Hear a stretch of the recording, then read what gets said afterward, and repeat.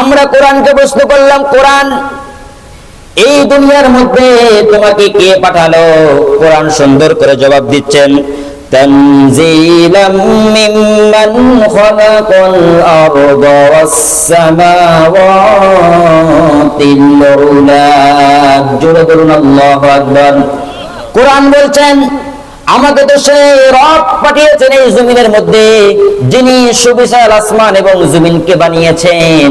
সেই আল্লাহ তাআলাই আমাকে এই জমিনের মধ্যে পাঠিয়ে দিয়েছে।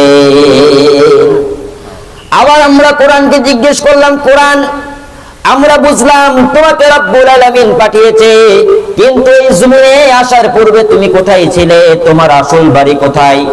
কোরআন সুন্দর করে জবাব দিচ্ছেন, খুব সোনালী আয়াত, যারা পারেন আমার সঙ্গে পড়েন। কোরআন বলছে, বাল হুয়া কুরআনুম মাজিদুন ফি লাউহিম মাহফুজ।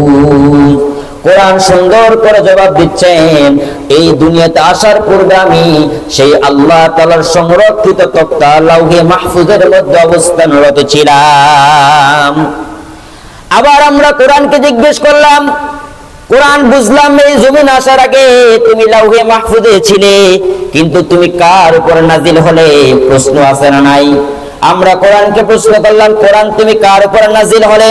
কোরআন সুন্দর করে জবাব দিচ্ছেন। কোরআন বলছে, তাবারাকাল্লাযী নাযালাল ফুরকানা আলা আবদিহি লিয়াকুনা লিল আলামিনা নাযীরা।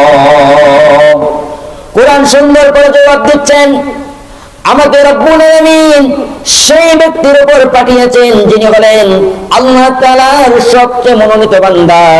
তিনি আর কেউ নয়, তিনি হলেন জনাবে মুহাম্মদুর রাসূলুল্লাহ। চিৎকার মেরে বলেন সাল্লাল্লাহু আলাইহি ওয়াসাল্লাম।